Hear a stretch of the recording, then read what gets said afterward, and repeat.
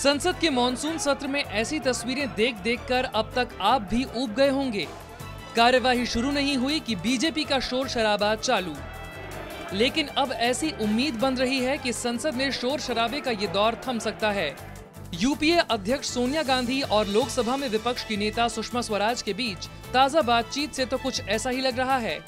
सुषमा ने ट्विटर पर जो कुछ लिखा है उससे लगता है कि बीजेपी अब पीएम के इस्तीफे की मांग से पीछे हट सकती है। सुषमा स्वराज ने लिखा है कि सोनिया गांधी ने मुझसे फोन पर बात की थी। वो संसद में गतिरोध खत्म करने के लिए बहस कराने पर हमारी सहमति चाहती थी। मैंने उनसे कहा कि सरकार कोल ब्लॉक का आवंटन रद्द करे, उस पर एक स्वतंत्र एवं निष्पक्ष जांच बैठाए, उसके बाद हम इस पर विचार कर सकते हैं। कांग्रेस के वरिष्ठ नेता और पूर्व केंद्रीय मंत्री मणिशंकर अय्यर ने संसद की कार्यवाही ठप करने पर बीजेपी को गुंडा करार दिया है। अय्यर ने यह भी कहा है कि प्रधानमंत्री को सदन में जवाब देने के लिए इसलिए मजबूर होना पड़ा क्योंकि बीजेपी संसद नहीं चलने दे रही थी।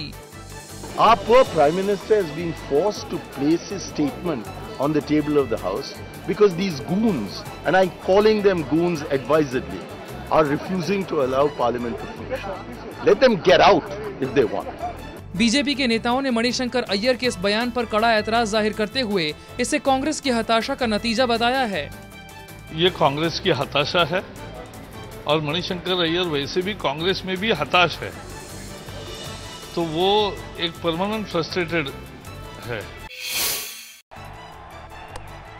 सचिन तेंदुलकर अपने 23 साल के करियर में अब तक 50 बार बोल्ड आउट हुए हैं, लेकिन कल बेंगलोर टेस्ट में सचिन जिस तरह से बोल्ड हुए उसके बाद उनकी उम्र को लेकर सवाल उठने लगे हैं। सचिन पर सवाल उठाया है भारतीय क्रिकेट के एक और दिग्गज सुनील गावस्कर ने। 2 consecutive innings, the master has been bowled, gap between bat and pad, and that is a worrying sign. And that is never a good sign for a great batsman. So it's probably an indication that maybe your feet are not moving as they should, maybe the eyes not picking up the ball as early as it should.